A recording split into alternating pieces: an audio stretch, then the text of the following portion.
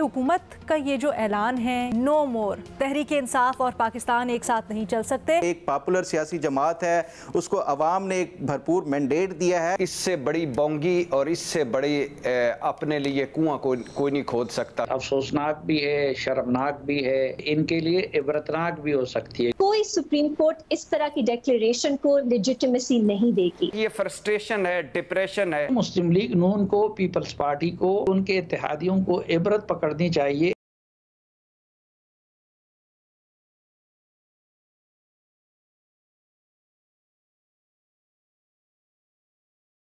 अस्सलाम वालेकुम, मैं हूं अलीना फारूक शेख और हुकूमत पाकिस्तान ने फ़ैसला किया है कि नो मोर, तहरीक इंसाफ और पाकिस्तान एक साथ नहीं चल सकते। ऐलान किया ये फ़ैसला बताते हुए अता तारड़ ने कि हुकूमत तहरीक इंसाफ पर पाबंदी लगाने का फ़ैसला करने जा रही है और इस सिलसिले में अब कार्रवाई शुरू कर दी गई है। उन्होंने कहा जी साइफ़र का मामला, अमेरिका में रेजोल्यूशन पास करवाना, 9 में फ़ॉरेन फंडिंग, ये सब बुनियाद है कि आर्टिकल 17 के तहत बैन कर दिया जाए पाकिस्तान तहरीक इंसाफ को बतौर सियासी जमात।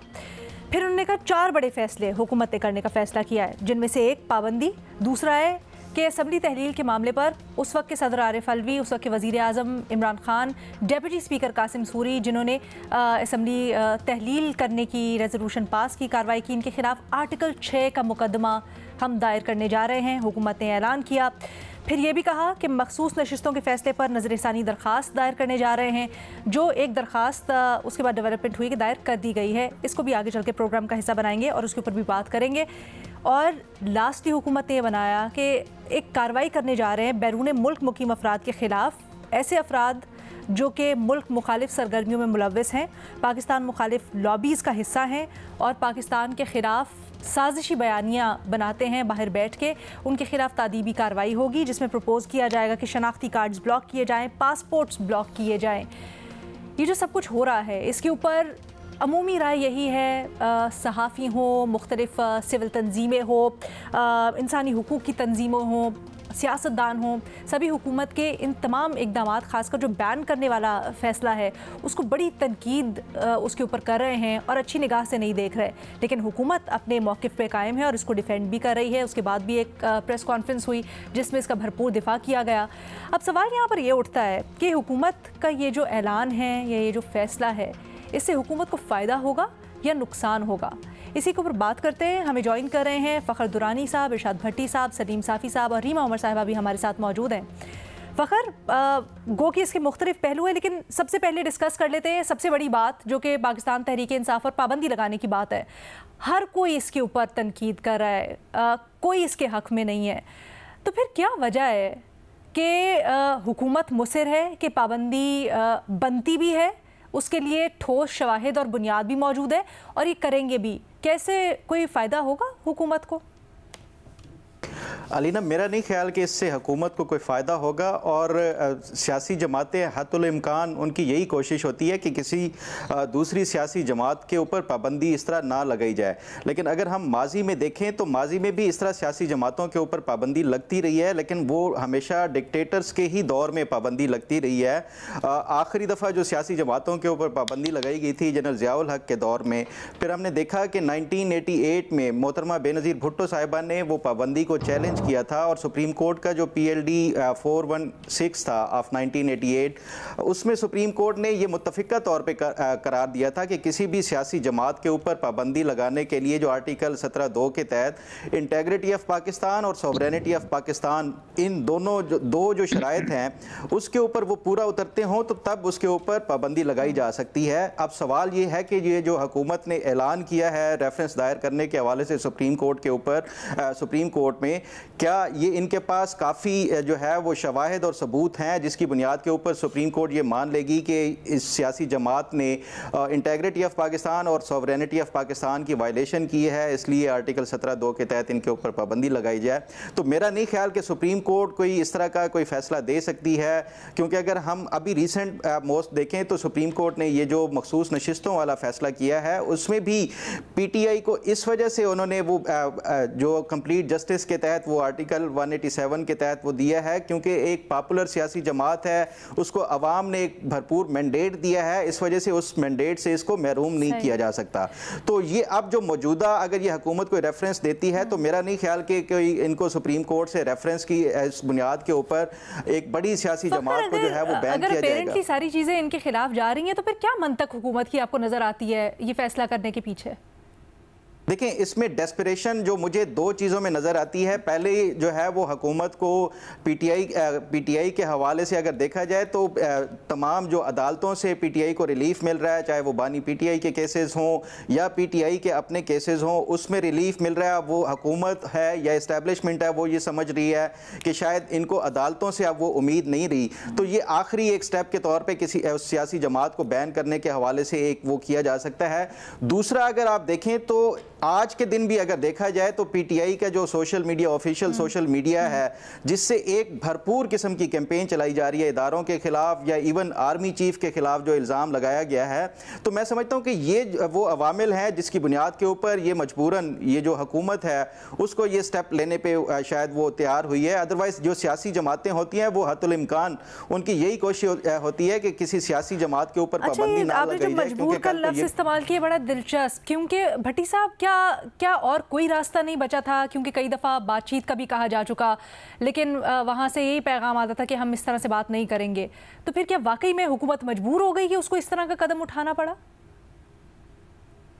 मैडम शेख, क्या कहा जाए, ये एक पूरी तरीके इंसाफ पर पाबंदी, मतलब मुल्क की सबसे बड़ी जमात पर पाबंदी, मुल्क की सबसे बड़ी मकबूल जमात पर पाबंदी, एक इससे बड़ी बोंगी और इससे बड़ी अपने लिए कुआं कोई नहीं खोद सकता कोई हुकूमत।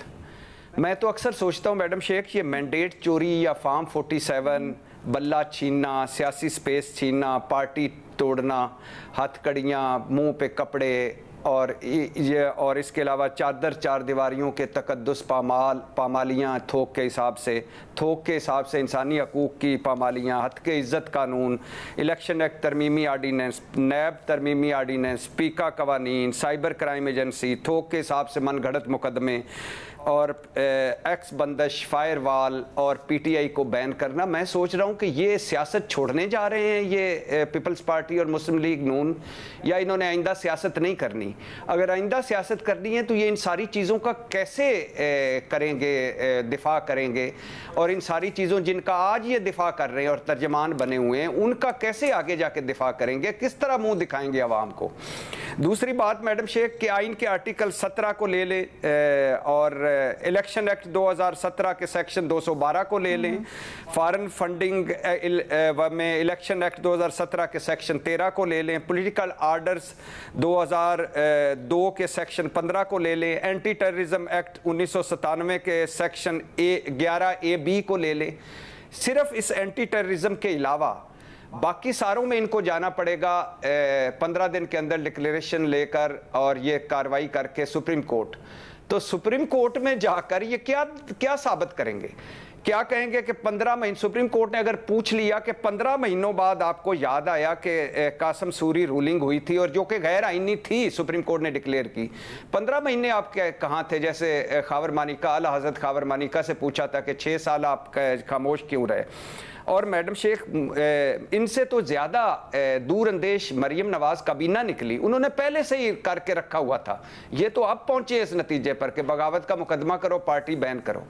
5 पार्टियां बैन हुई हैं और इस वक्त तक 76 सालों में। इन 5 पार्टियों के बैन होने में 2 के अलावा जो दहशतगर्दी में थी या मजहबी दहशतगर्दी कर रही थी, बाकियों का क्या आज तक वो उन हुकूमतों को क्या क्या कहा जा रहा है, क्या क्या दुआएं दी जा रही हैं, वो इनको सामने रखना चाहिए। मुझे लगता है मैडम शेख ये फ्रस्ट्रेशन है, डिप्रेशन है कि एक इनसे मुल्क नहीं चल रहा। गवर्नेंस, परफॉर्मेंस और इसके अलावा जो तनकीद और इसके अलावा कोई रोड मैप नहीं है, कोई पॉलिसी नहीं है, कोई विजन नहीं है। दूसरी फ्रस्ट्रेशन है नवाज शरीफ समेत सारी लॉन्चिंग्स नाकाम हो गई और अब बयानियाँ लेस हैं और अवाम में जाने के काबिल नहीं है। तीसरी फ्रस्ट्रेशन है कि इमरान खान तीनों केसों से निकल गए और मखसूस नशिस्तें ना सिर्फ वापस मिल गई बल्कि तहरीक इंसाफ को वापस बहैसियत जमात तस्लीम कर लिया गया, जो कि सुप्रीम कोर्ट ने इसलिए किया कि अगर हमने तो बल्ला छीना था, इलेक्शन कमीशन ने पूरी तहरीक इंसाफ को आउट कर दिया, तो उस गलती को दुरुस्त किया। और आखिरी फ्रस्ट्रेशन है, सोशल मीडिया इनके कंट्रोल में नहीं आ रहा, और उस सोशल मीडिया में सारे मिल मिला के भी सोशल मीडिया के आगे बेबस है। 9 मई पे बयानात, पहले दिन से हम कह रहे हैं कि इमरान खान से लेकर नीचे तक जितने बयानात हैं वो काबिल एतराज़ हैं, लेकिन और हम अभी तक इंतजार में हैं कि मंसूबा। आप बिल्कुल जहां दुरुस्त कह रहे हैं कि एक राय ये हो सकती है कि फ्रस्ट्रेशन है, लेकिन जो आपने वजूहात गिनवाई ये सारी, तो इस तरह लगता है कि इवन अगर पाबंदी लगा दी जाए तो ज़्यादा रिटेलिएशन का खदशा है, ज़्यादा मजीद इसके ऊपर। हाँ मैडम शेख, एक इसमें एक जो है ना, एक बड़ी इंपॉर्टेंट चीज़ है कि मिसाल के तौर पे जो कुछ भी अभी तक इन्होंने किया है ये इनके वापस आया है, फायर बैक हुआ है, और ये आखिरी कार्ड है जो शो किया है हुकूमत ने। अब मंसूबा साज मास्टरमाइंड या सहूलतकार हैं 9 मई के, उनको इन्होंने बयानों पर तो नहीं करेंगे ना। अच्छा। और उनको साबित करना है। और क्या 9 मई में पूरी तरीके इंसाफ मुलव्वस है? क्या साइफर में पूरी तरीके इंसाफ मुलव्वस है? हालांकि केस उड़ गया है, तो अफसोसनाक ऐलान है, शर्मनाक ऐलान है, और बहुत बड़ी बोंगी मारी है हुकूमत ने, अपने पाँव पर कुल्हाड़ी मारी है। अच्छा सलीम साफ़ी साहब, क्या मकसद हो सकता है? हम आप सारा ज़माना इसके ऊपर बड़ी तनकीद कर रहा है, यकीनन जब बड़े बैठे होंगे हुकूमत के, सारे इत्तेहादी कहा जा रहा है इसमें शामिल हैं, उन्होंने भी तो ये सोचा होगा, फिर भी ये क्यों फैसला या ऐलान क्यों किया गया एटलीस्ट? क्या आपको लगता है ये मटीरियलाइज होगा ऐलान? मकसद वाला इससे पहले कौन सा काम इस हुकूमत ने किया है? एक बेमकसद काम है जो जिसका इजाफा कर दिया गया अपनी कारकर्दगी में उन्होंने। ये अफसोसनाक भी है, शर्मनाक भी है, और आखिर में इनके लिए इबरतनाक भी हो सकती है, क्योंकि एक सियासी जमात के हुकूमत में, सियासी जमात नहीं बल्कि सियासी जमातों की हुकूमत में है, और जिसमें पीपल्स पार्टी भी है, जिसमें मुस्लिम लीग नून भी है और MKM भी है, उनके दौर में एक सियासी जमात पे पाबंदी लगाने की कोशिश करना, इससे बड़ी हमाकत और कोई हो नहीं सकती। और आप देखें इससे पहले मसलन बावजूद शदीद इख्तलाफ के, ये तो मैं भी कहता हूँ, मुझ जैसा बंदा भी कहता है, दूसरा भी, कि PTI बुनियादी तौर पर कोई दहशतगर्द जमात नहीं है, वो मुल्क की एक मकबूल सियासी जमात है। तो उस पे पाबंदी लगाना, और उसके लिए जो दूसरी बात जिस चीज़ को बुनियाद बनाया जा रहा है, एक तो ये सवाल भी उठेगा जिसका भट्टी साहब ने जिक्र किया कि वो कहेंगे कि अच्छा आपको अब 19 महीने बाद याद आ गया। दूसरी बात ये कि जो आइन के आर्टिकल 17 में जो पाबंदी के लिए शराइत बयान किए गए हैं वो ये है कि क्या कि कोई सॉवरेनिटी के खिलाफ करे, मुल्क दुश्मनी के इक़दाम करें या इस तरह की चीज़ें करें। अच्छा, फिर जिस चीज़ को बुनियाद बनाया जाएगा वो गलत है, वो गैर आईनी है, लेकिन उसको आप मुल्क दुश्मनी नहीं कह सकते। मसलन फवाद चौधरी साहब ने करारदाद पेश की और उन्होंने कहा कि ये जो लोग मूवर्स है इस अदम एतमाद की करारदाद की, ये सब मुल्क दुश्मनी के मुर्तकिब हो रहे हैं। तो उधर से कासिम सूरी साहब ने उस पर रूलिंग दे दी कि हाँ ये मुल्क दुश्मनी के मुर्तकिब हो रहे हैं, इसलिए इस पे वोटिंग नहीं हो सकती। उन्होंने उसको रिजेक्ट कर लिया और उस चीज़ को बुनियाद बनाकर असम्बली तोड़ दी। असम्बली तोड़ने की सिफारिश इमरान खान ने कर ली और आरिफ अलवी साहब ने और उसको असम्बली तोड़ने का ऐलान कर दिया, उस पर दस्तखत कर दिए। तो ये ठीक है, उन्होंने गैर आईनी काम किया जिसको सुप्रीम कोर्ट के 5 रुकनी बेंच ने फिर गैर आईनी करार भी दिया। तो आप उनके खिलाफ जाकर अदालत से इस बुनियाद पे तो इस्तदा कर सकते हैं कि इन लोगों ने आइन की वायलेशन की, फलां दफात की, लेकिन वो मुल्क दुश्मनी तो नहीं है ना। मुल्क दुश्मनी के लिए तो वो बुनियाद। और इससे पहले हकीकत ये पाकिस्तान में जिन तंजीमों को बैन कर दिया गया है टेररिज्म की बुनियाद पे, उनमें अमलन कौन से किसी ने बैन कर दिया है, सब अपनी अपनी जगह पे सरगर्म अमल है किसी और नाम से, तो इसको आप किस बुनियाद पे बैन कर सकते हैं पीटीआई को? तो मेरे ख्याल में तो ये इंतहाई अहमकाना और गैर अक़लाना फैसला है। सर, आपको लगता है, कहा तो अता साहब की तरफ से यही जा रहा है कि इत्तेहादी ऑन बोर्ड हैं, लेकिन पीपल्स पार्टी, बाकी इत्तेहादी, उनकी रज़ा इसमें शामिल है? अगर ऑन बोर्ड नहीं है तो फिर निकल जाए हुकूमत से, आज उनकी हिमायत तर्क कर दें। नहीं, क्योंकि ये पीपल्स पार्टी ने जो ड्रामा बनाया हुआ है ये भी ज्यादा अरसे नहीं चलेगा ना, कि भाई हम तो हुकूमत में नहीं भी हैं और हम हुकूमत में है और हमारे पास सिर्फ रियासती ओहदे हैं और वो नहीं है। नहीं, आपके पास जो रियासती ओहदे हैं वो मुस्लिम लीग नून की बरकत से है, और मुस्लिम लीग नून के पास जो हुकूमत है वो आपकी बरकत से है, लिहाजा उनके किसी इकदाम से आप बरीउज़िम्मा नहीं हो सकते। अगर आपको इत्तेफाक नहीं है तो फिर आप कुल के अलग हो जाएं।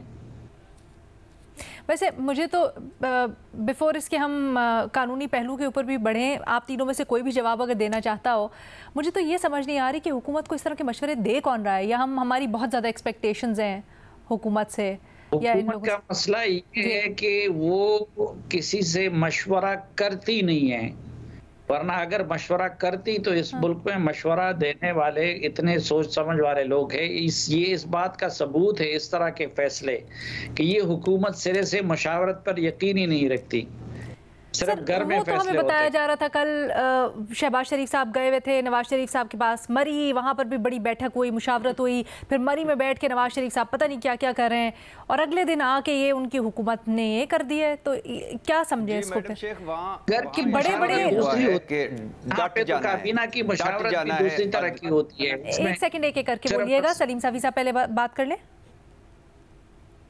मैंने कहा कि मुशावरत की भी कई किस्में होती हैं। इधर घर की मुशावरत को भी बाज़ औक़ात मुशावरत, घर के अफराद आपस में मशवरा कर लेते हैं तो उसको मुशावरत का नाम दिया जाता है, या कैबिनेट की मुशावरत को मुशावरत का नाम दिया जाता है। लेकिन अमलन बदकिस्मती से इस मुल्क का कल्चर इतना ज़्यादा वो मुनाफिकाना हो गया है कि मुंह पे बैठ के कोई एक जमात की मैं बात नहीं कर रहा हूँ, किसी जमात के कायद को मुंह पे हकायक नहीं बताए जाते, बल्कि जितने भी उनके पैरोकार होते हैं वो उनके हाँ में हाँ मिलाते हैं। और रोज जी बस आपने तो, वो अगर गलत से गलत काम भी कर लें तो वो उनको कहते हैं कि शाबाश, आपने तो पूरा मुल्क और पूरी दुनिया जो है वो आपका की तारीफें कर रहे हैं। इसलिए हमारी पॉलिटिकल लीडरशिप हो या कोई और लीडरशिप हो, वो आवाम की सोच और उससे बिल्कुल इस चापलूसाना माहौल की वजह से बिल्कुल कट जाते हैं।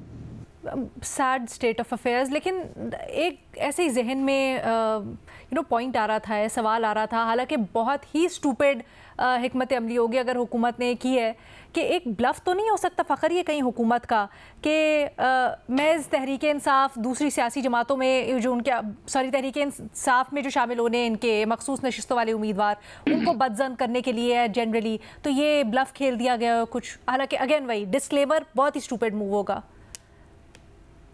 अलीना, देखें, ये हो सकता है एक टैक्टिक्स, मुझे जो लगता है कि देखें ये सिर्फ एक तो ये 17(2) के तहत रेफरेंस वाला है जिसको हुकूमत ने 15 दिन में वो करना है, और ये हुकूमत को भी अंदाज़ा है कि सुप्रीम कोर्ट में ये उसको वो नहीं कर सकेंगे जो पाबंदी के हवाले से। तो दूसरी इसके पास जो ऑप्शन है पाबंदी के हवाले से वही एंटी टेररिज्म वाली है, जिसमें शेड्यूल 4 में डाल के इनकी जो है इसके ऊपर पाबंदी लगाई जाए। तो फिर उससे ये हो सकता है कि एक प्रोलॉन्ग किया जाए जो ख़ासतौर पर रिजर्व सीट्स के हवाले से, क्योंकि अगर ये डेफिनेटली चैलेंज ये करते हैं तो उसके बाद ये चैलेंज किया जाएगा अदालतों में, तो वो एक प्रोलॉन्ग हो सकता है जो मखसूस नशिस्तों के हवाले से। दूसरा, आप ये कह रही थी कि इत्तेहादी जमातें ऑन बोर्ड और उसके साथ साथ मशवरा कौन देता है। जहाँ तक मेरी इतलात हैं कि ये जो फैसला किया गया है रेफरेंस के हवाले से, इसमें इस्टेब्लिशमेंट भी ऑन बोर्ड है और ये उनकी भी उससे बाहमी रजामंदी से ही ये जो किया जा रहा है हुकूमत की तरफ से। इसमें सिर्फ हुकूमत जो है ये सिर्फ मुस्लिम लीग नून या पीपल्स पार्टी और दीगर इत्तेहादी जमातें नहीं हैं, बल्कि इस्टेब्लिशमेंट भी ऑन बोर्ड है इस फैसले के हवाले से।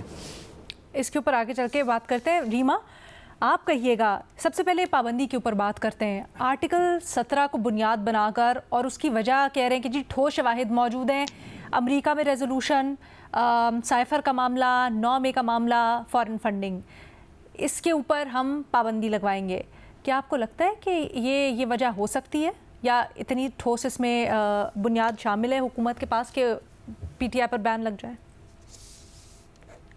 जी शुक्रिया लीना। मेरी इंटेलिजेंस की तौहीन है कि मैं इस सवाल का जवाब दूं, क्योंकि इसका बेसिक कोई बुनियादी नॉलेज रखने वाला शख्स भी ये कह सकता है कि बिल्कुल बेबुनियाद इस तरह की रेफरेंस होगी या डिक्लेरेशन होगी, क्योंकि आप खुद देखें वो मिसालें क्या दे रहे हैं। कहाँ पे हमारे मुल्क के आईन में या कानून में लिखा है कि आप किसी और मुल्क में लॉबिंग नहीं कर सकते जो जमहूरियत के लिए, जो रेजोल्यूशन पास हुई वो जमहूरियत के लिए है ना। कहाँ उन रेजोल्यूशंस में ऐसी कोई बात की गई है जो मुल्क दुश्मनी दिखाती है? साइफर केस आप एक बेसिक सी चीज एक कानून के तहत अदालतों में प्रूव नहीं कर सकते, और इस्लामाबाद हाई कोर्ट से एक्विटल मिल गया साइफर केस के मामले में, तो आप एक बेसिक सा पॉइंट वो भी आप प्रूव नहीं कर सकते अदालतों में। आप एक सियासी जमात को उसकी बुनियाद पे बैन करने चले हैं। ये जो फॉरेन फंडिंग का मामला है, ईसीपी की आप ऑर्डर देख लें, उसमें मैक्सिमम ये नजर आता है कि कुछ गैर नॉन पाकिस्तानीज ने पीटीआई को डोनेशंस दी। अब इसकी बुनियाद पे क्या आप किसी पार्टी को फॉरेन एडेड कह सकते हैं? क्योंकि आपने अगर फॉरेन एडेड प्रूव करना है, आपको दिखाना है कि किस तरह ये एक्ट जो था ये पाकिस्तान की सालमियत, पाकिस्तान की सॉवरेंटी उसके खिलाफ था। आप ये बिल्कुल नहीं प्रूव कर सकते। ईसीपी का अपना ऑर्डर सबसे बड़ा एविडेंस है इसके खिलाफ।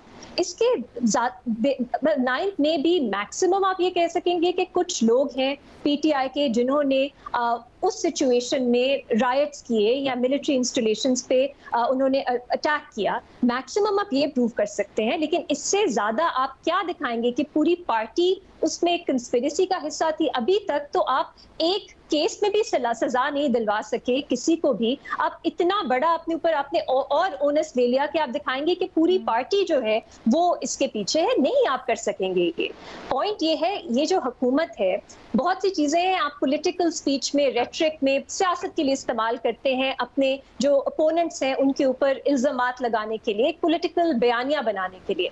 इस हुकूमत की बहुत बड़ी ये गलती है कि वो उस सियासी बयानिए को अदालतों में ले आए, और अदालतों में क्योंकि उनके पास प्रूफ नहीं होता, आप अपनी स्पीचेस में, अपनी कमेंट्री में तो कुछ भी कह सकते हैं, लोग मान लेंगे अगर आपके वो थोड़ा सिंपैथेटिक हैं आपसे।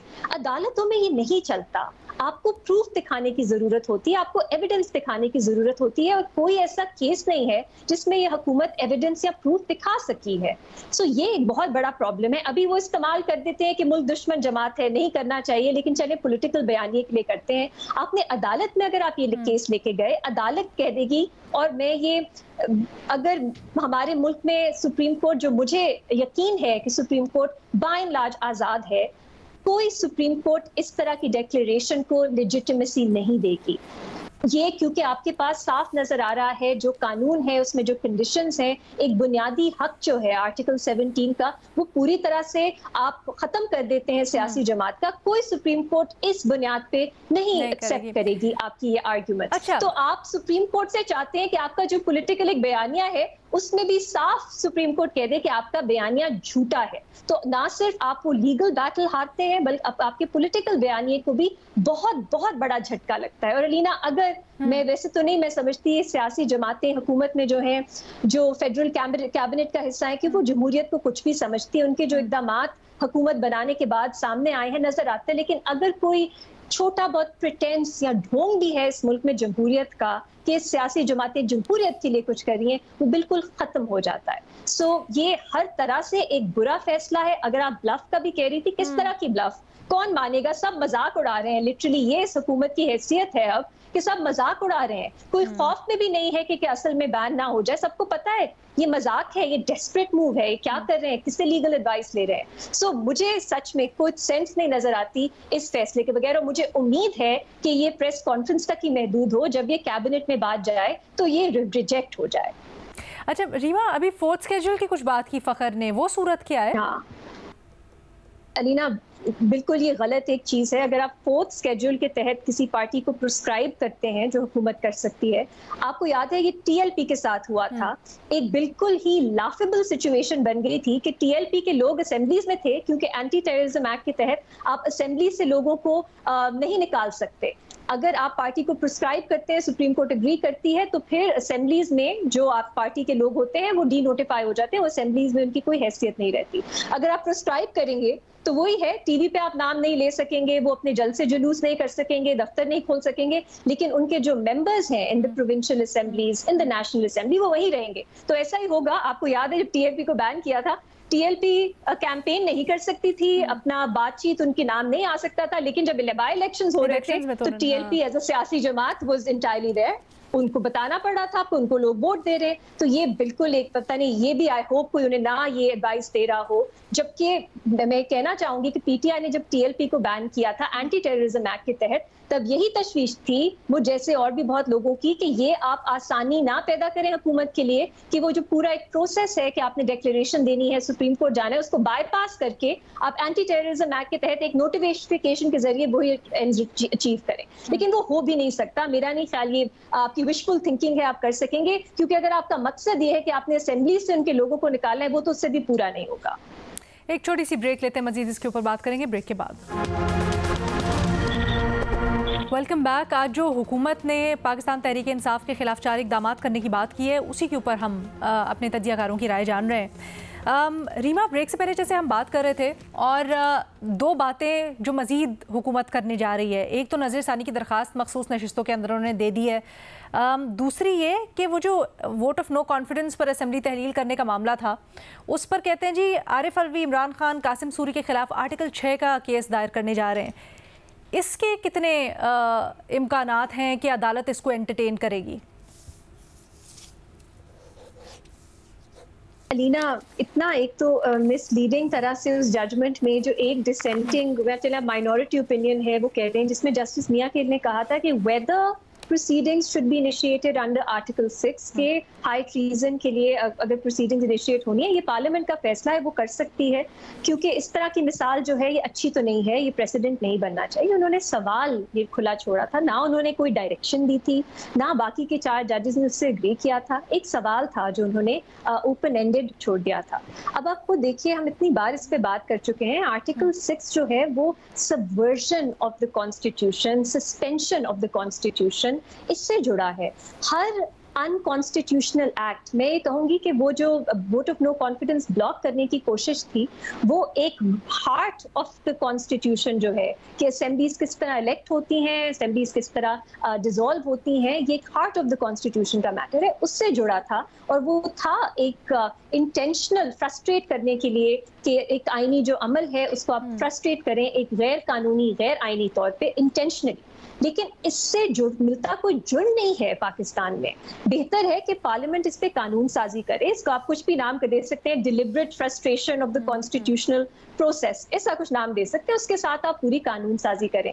आपने अब, क्योंकि आपके पास हाई ट्रीजन मौजूद है, आपने उसमें इसको डालना है, सेंस नहीं बनती। जो भी आर्टिकल 6 पे हमारी अदालतों की तशरीह मौजूद है, उसमें अनकॉन्स्टिट्यूशनल एक्ट को अगर आपने सबवर्जन ऑफ द कॉन्स्टिट्यूशन बनाना है तो फिर आप आर्टिकल 6 को बिल्कुल बेमानी कर देते हैं। और अगर आपने इसका रीजन ये बनाया कि एक माइनॉरिटी ओपिनियन में एक सवाल पूछा गया था, तो फिर आपके पास कोई लीगली उसके पे ग्राउंड नहीं है आपके पास। सो ये कोई इसके अलावा अलीना, जस्टिस अतर मनिल्ला ने भी अपने एक नोट में ये भी कहा था कि इलेक्शन कमीशन, क्योंकि अगर आपने इसी तरह जाना है तो फिर इलेक्शन कमीशन पे क्यों नहीं, फिर तो पीटीआई भी सही कहती है कि इलेक्शन कमीशन पे भी आर्टिकल 6 लगना चाहिए, क्योंकि इलेक्शन में डिले क्यों हुआ। और इसी तरह का एक ओपिनियन मौजूद है अदालत का जिसमें कहा जाता है कि ऐसा तो नहीं छोड़ा जा सकता कि आपने एक जो कानूनी पूरा प्रोसेस दिया है उस पर आपने अमल दरामद नहीं किया। फिर इस तरह आप एक पूरा ये खोल देंगे सिस्टम कि किसी ने भी आइन की खिलाफ वर्जी की हो, जो हर रोज हमारे इदारे करते हैं, उस पे ट्रीजन के मुकदमात लगेंगे। और जो उसका बुनियाद है आर्टिकल 6 की, जो डिक्टेटर्स है, जो वो है कि आप कॉन्स्टिट्यूशन को सस्पेंड कर देते हैं, पीसीओ ले आते हैं,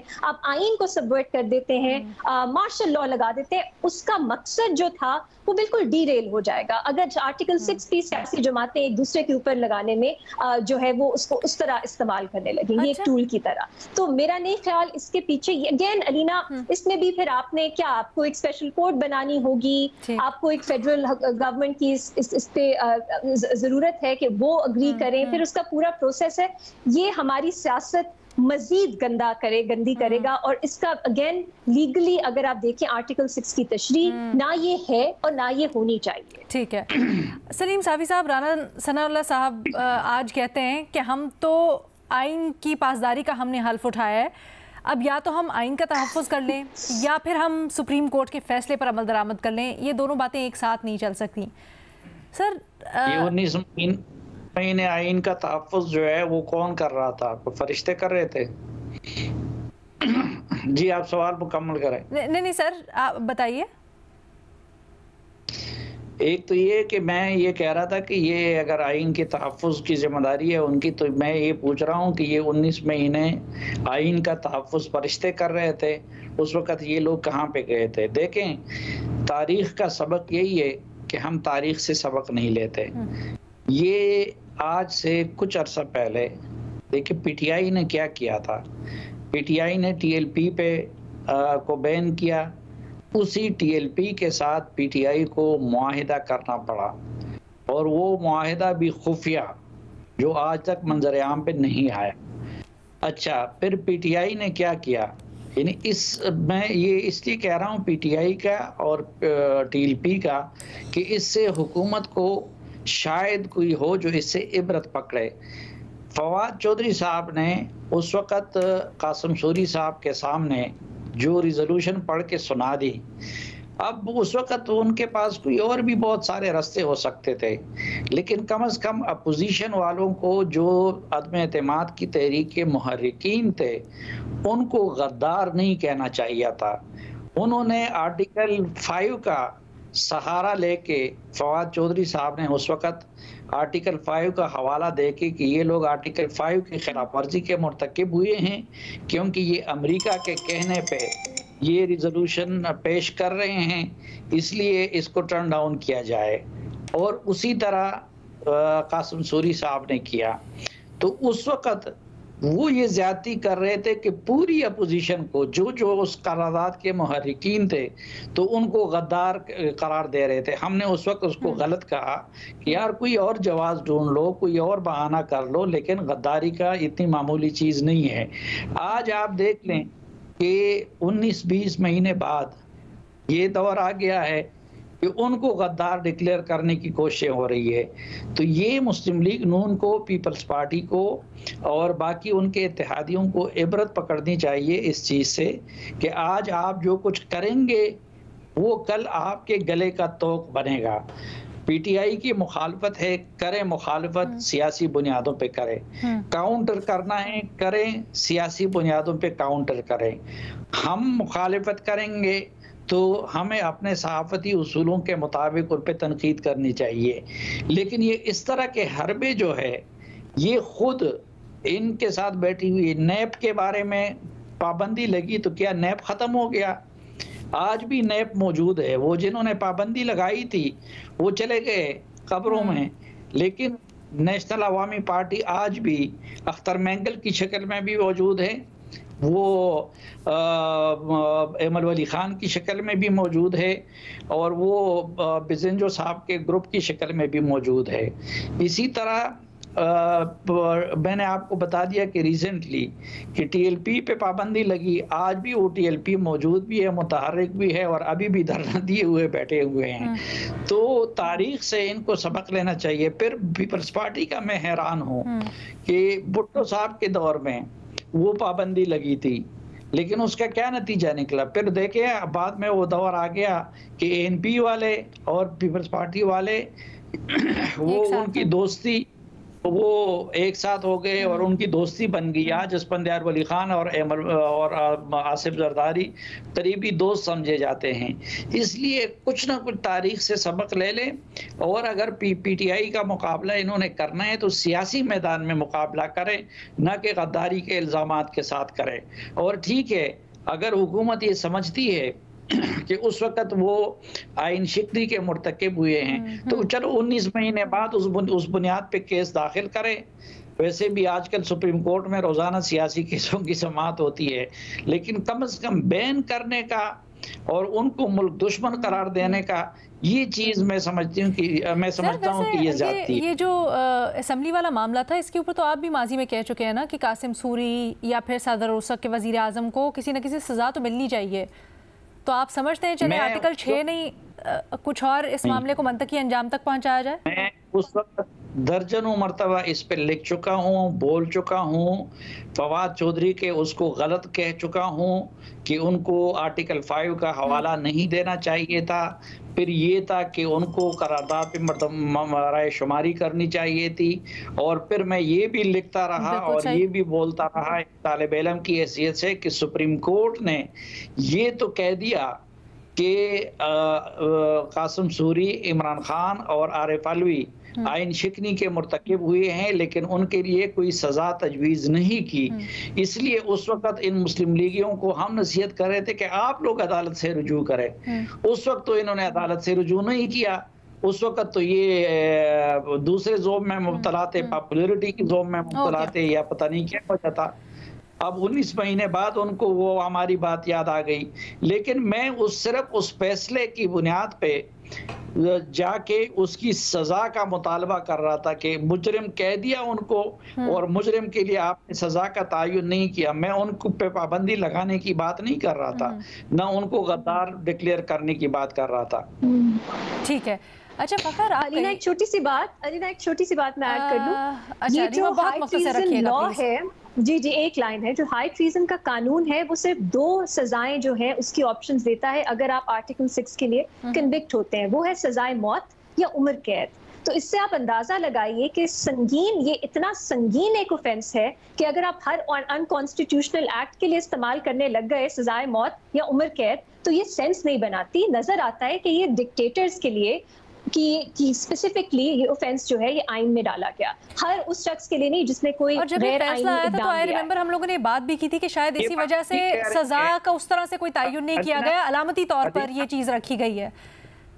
अलीना रीमा की ये बात ठीक है कि संगीन गद्दारी बहुत संगीन मामला है जी सर, आप उस पे वो अप्लाई नहीं कर सकते, लेकिन आइन शिकनी के लिए कोई दूसरी छोटी मोटी सजा तो तजवीज कर सकते हैं ना। जी एग्जैक्टली ये मैं कह रही थी साफी साहब कि मुझे भी लगता है कि जो डिलिबरेटली इंटेंशनली आइन के जो प्रोसीजर्स हैं उनको फ्रस्ट्रेट करने की कोशिश करे, उसके लिए पाकिस्तान में सजा नहीं है। तो ये पार्लियामेंट इस पे कानून साजी कर सकती है, लेकिन वो रेट्रोस्पेक्टिवली अप्लाई नहीं करेगा, वो आगे फ्यूचर के लिए होगा जो बेहतर है। आप पाकिस्तान में इस चीज को आगे डिटरेंट के तौर पे उसको इस्तेमाल कर सकते हैं, लेकिन ये माजी के लिए नहीं होगा। और आइन शिकनी हम कहते हैं संगीन गद्दारी है आर्टिकल 6 और उसमें मेरा नहीं ख्याल अप्लाई करता है। आपने भी जो कहा आई एग्री। मजीद बात करेंगे एक ब्रेक के बाद। Welcome back. फखर, अभी तलाल चौधरी साहब अभी थोड़ी देर पहले बात कर रहे थे। वो कहते हैं कि जी हमें पता है हमारे ऊपर बड़ी तनकीद होगी, लेकिन पीटीआई ने तो कोई छोड़ा ही नहीं चाह रहा हमारे लिए इसके अलावा। ये किस तरफ चीज़ें जा रही हैं? अलीना, मैंने शुरू में भी कहा कि ये जो हुकूमत की तरफ से ये इकदाम उठाया गया है, ये शायद बड़ा डेस्परेशन में उठाया गया है और वो शायद ये समझते हैं कि उनको अदालतों से भी कोई रिलीफ नहीं मिल रहा। हुकूमत को ये तमाम तर जो केसेस के फैसले हैं वो पीटीआई के हक़ में हो रहे हैं, फिर दूसरी तरफ से पीटीआई भी उसी हिसाब से अग्रेसिव हो रही है। तो शायद ये उस तनाजुर में ये अब वज़रा जो वो कहना चाह रहे हैं कि उनके पास कोई वो ऑप्शन ही दूसरा नहीं है। जहाँ तक आपने आर्टिकल 6 के हवाले से बात कर रही थी, देखें ये इतना आसान होता ना, तो ये जिस तरह आपने बताया कि 18 माह या 19 माह हो गए हैं, तो ये पहले ही इनिशिएट हो चुका होता है। ये जो अप्रैल 2022 वाली जो जजमेंट सुप्रीम कोर्ट की थी, उसके बाद मेरा ख्याल है कि ये सियासी जमातें भी ये इस तरह जो है वो हतुल इम्कान उनकी, फिर मैं वही कहूँगा कि ये कोशिश होती है कि ये इस तरह के जो आर्टिकल 6 वाला जो संगीन गद्दारी वाला है, रीमा जिस तरह कह रही थी कि ये जो आर्टिकल जो उसके हवाले से वायलेशन है आइन की, उसके लिए कोई और मुख्तस की जानी चाहिए सज़ा। था, क्योंकि देखिए वायलेशन ऑफ जो कॉन्स्टिट्यूशन हम देखते हैं कि अक्सर औकात जो है वो सुप्रीम कोर्ट की या हाई कोर्ट्स की जजमेंट्स में भी आता है कि ये फलां इदारे ने ये ऐसा कर दिया, ये वायलेशन ऑफ कॉन्स्टिट्यूशन है या अल्ट्रा वायरी। तो इस तरह के मेरा ख्याल है कि ये इसके लिए अलहदा से हुकूमत को कानून साजी बिल्कुल करनी चाहिए, और ये कोई डेलिब्रेटली इस तरह वो करता है तो लेकिन एक चीज़ बताएं, हमने पहले भी देखा इस तरह के बड़े बयान होते हैं, बहुत सी चीज़ें हुकूमत ने कहीं इमरान खान के केसेस से मुतालिक भी, लेकिन जब अदालतों में जाते हैं तो पूरा का पूरा इनका केस फुस हो जाता है, कुछ नहीं निकलता उसके अंदर से। क्या आपको लगता है ये ऐलान भी उसी तरह से इसका नतीजा होगा, या फिर इस दफ़ा हुकूमत ने कोई होमवर्क किया है, कोई थॉट प्रोसेस है इसके पीछे? थॉट प्रोसेस तो कहना ही अलीना, चाहे वो जितना भी होमवर्क करे, मैं नहीं समझता कि ये जो रेफरेंस के हवाले से 17(2) का ये कोई सुप्रीम कोर्ट इसको जो है ना वो कोई इतना ज़्यादा संजीदगी से लेगी, और शायद ये हुकूमत को भी इस हवाले से एहसास है।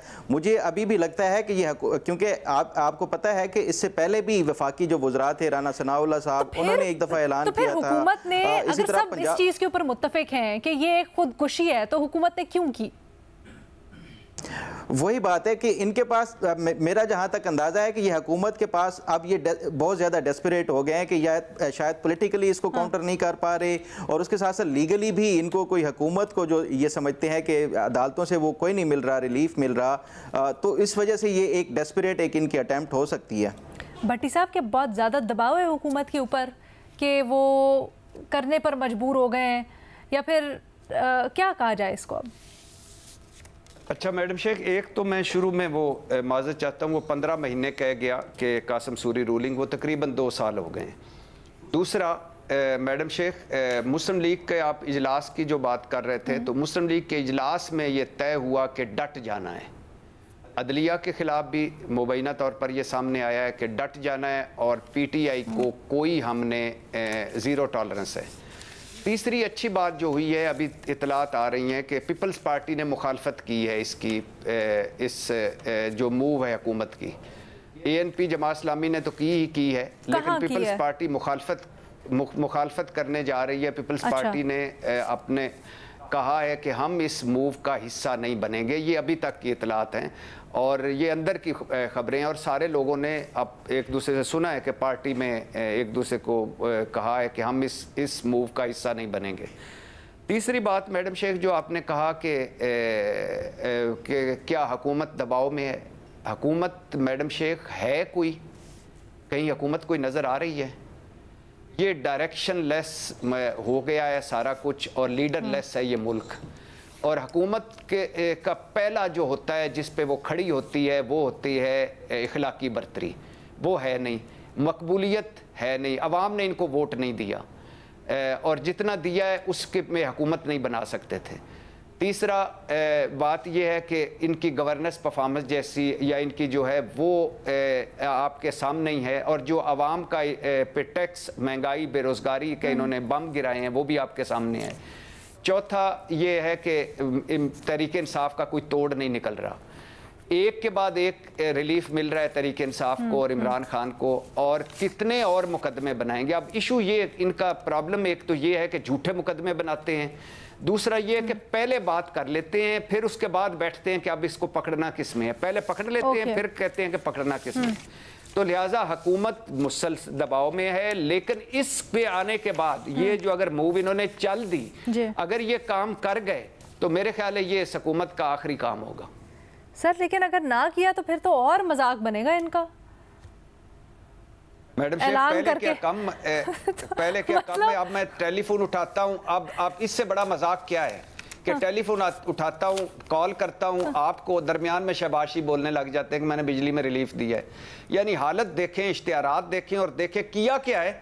इधर से 50 अरब उठा के अगर इधर कर दिया, भाई ये इश्तिहारात और ये टेलीफोन में मेरे कान में मुसलसल शहबाज शरीफ साहब का बोलने का होता कि अगर आप बिजली चोरी रोक लेते, अगर आप लाइन लॉसेस रोक लेते, अगर आप IPP से नए सिरे से मुआहदे कर लेते, अगर आप अपनी सारी जिनको फ्री बिजली दे रहे हैं वो खत्म कर देते, तो फिर शादियाने बजाने की, तो ये ऐसे ही है, चली जा रहा है। सलीम साफी साहब प्लीज मुख्तसर।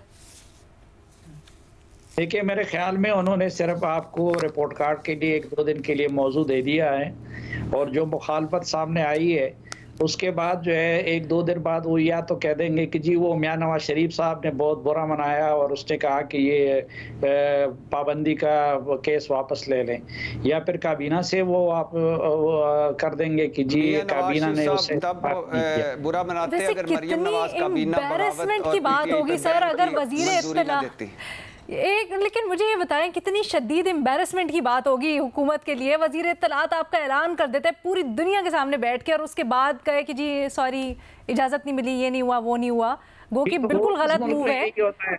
लेकिन इससे पहले रोज इस मुल्क में यही होता है, पहले किसी को डरा, ये पीटीआई भी यही करती है, ठीक है कि जी वो एक से कह देती है कि जी आप ऐलान करें कि हम ये करेंगे, दूसरा जो है वो फिर दूसरी करती है। लेकिन ऑपोजिशन और हुकूमत की पोजीशन में बड़ा फर्क होता है ना, और इस तरह की चीजें कोई मजाक थोड़ी है कि सियासी जमात के ऊपर पाबंदी लगा दी, इतने उसके रेप्रिकॉशंस और बैठ के वो भी जमहूरी साहब ने आज कॉन्फ्रेंस काबीना के इजलास के बाद नहीं की है, उसमें ये गुंजाइश मौजूद है।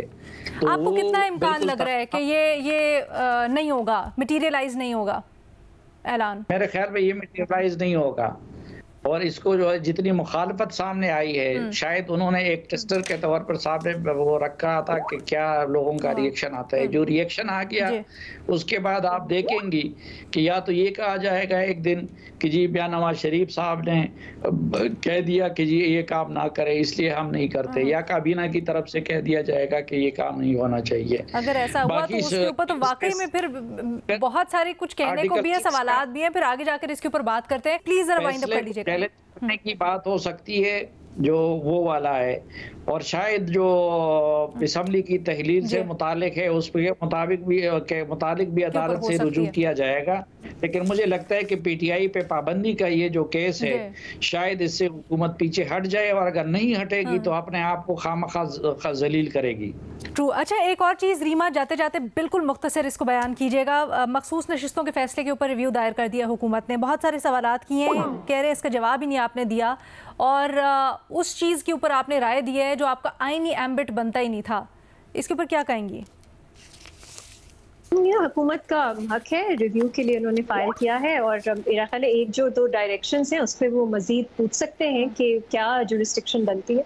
ये सबसे बेहतर है इकदाम, ये एक आइन के और कानून के तहत है, लेकिन अगर वो इस उम्मीद में है कि उनके हक में फैसला आएगा तो उस पर ऑफकोर्स फिर हम मटीरियल जो उनका स्पेसिफिक है उसमें जा सकेंगे कि, और अभी तक क्योंकि अदालत का डिटेल फैसला नहीं आया इसलिए मैं तफसील से इस पर बात भी नहीं कर सकती, क्योंकि मुझे खुद कुछ सवालात हैं जुरिस्डिक्शन से रिलेटेड, खासतौर पे 1-2 डायरेक्शंस हैं उनके ऊपर। सो जब तफसीली फैसला आएगा तभी हम देख सकेंगे।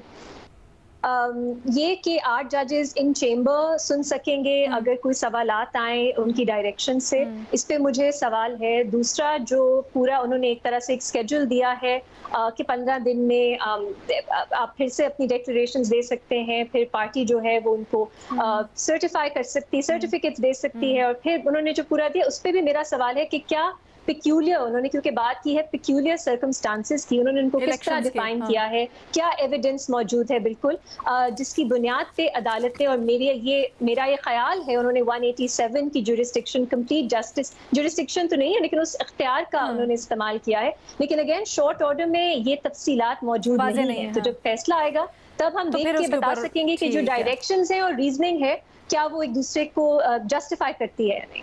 हुकूमत ने जल्दबाजी की है रिव्यू करने के लिए, वेट कर लेती?